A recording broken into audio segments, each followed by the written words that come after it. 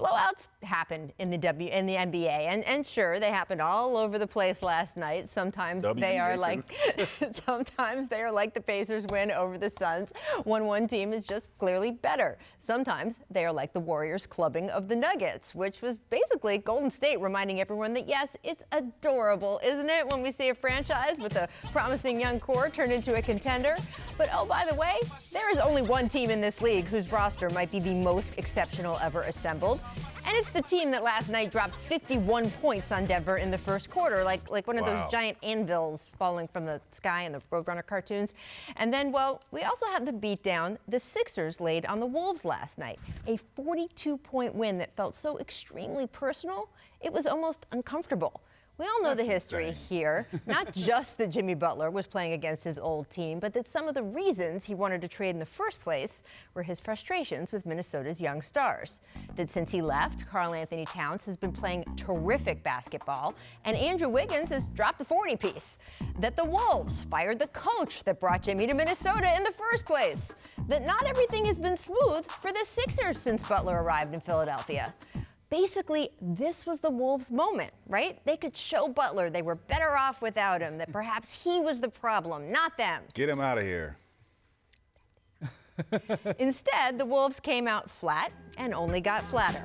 Joel Embiid appeared to take particular pleasure in showing up Towns, who was a minus 42 last night with just 13 Is that points. Possible?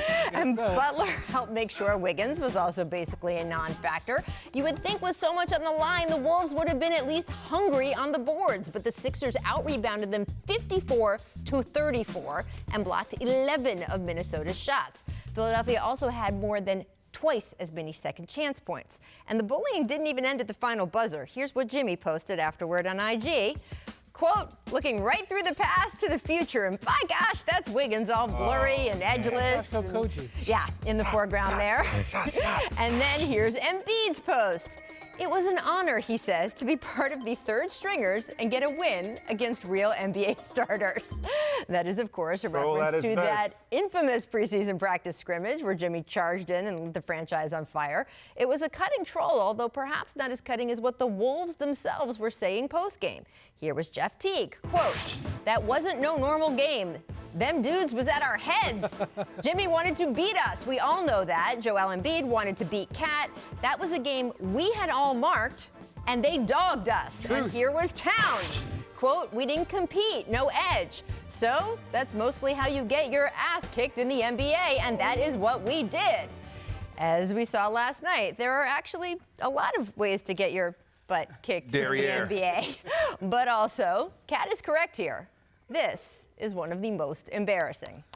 So, Tracy, is Jimmy vindicated now after blowing out his old team in public? Not a scrimmage, in public. But I would like for this game, if this had been in Minnesota, it would have been a different story. It was in Philly. But I think the bigger picture here and the story is about Minnesota. This is not about Jimmy. This is about Minnesota and why these guys get the rap that they get. And I'm talking about Towns and I'm talking about Wiggins. This is what Jimmy Butler was talking about, because when there is competition at its finest and when there's a challenge on the line, these guys don't come up and accept the challenge. Like, yes, everybody was looking at this game and was going to see how Jimmy Butler was going to play against these guys, and they were going to look over on the other side and how Andrew Wiggins and Towns were going to compete. And they laid an egg. You got to come out and you got to compete at your highest level. You've been doing well the past couple of weeks, but when a game really matters, I'm not talking about you're not going to win no championship or nothing like that, but these type of games really matter. To test who you are as a player, as a man, and y'all didn't accept that challenge, and that's disheartening. 149 points. Wow.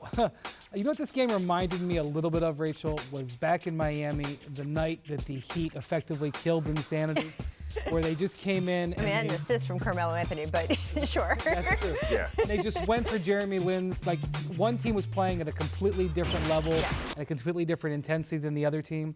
That's what we had here. This game mattered more to one team. And no matter what you think about the Sixers and what they've been after the Jimmy Butler trade, I thought it was a really good sign that they played for him. Right. yesterday. They knew it was a big game to him. You're right, it wasn't a good representation of the Wolves. But regardless what the final score was, I appreciated that the Sixers were like, we got our guys back. We know this game is important to him. We're going to come out and show that. I can remember my time when it was just a bad breakup with Orlando Magic. Yes, I remember it well. A bad breakup. My first time going back, and my teammates with the Rockets knew when we go back to Orlando, they know how bad I want this game. And one of my teammates came to me. He was like, "You want this, huh?" I was like, "Man, bad as hell." And he was like, "Don't worry about it. We got your back." You know. And they supported me. We went out. We won that game. I played phenomenal.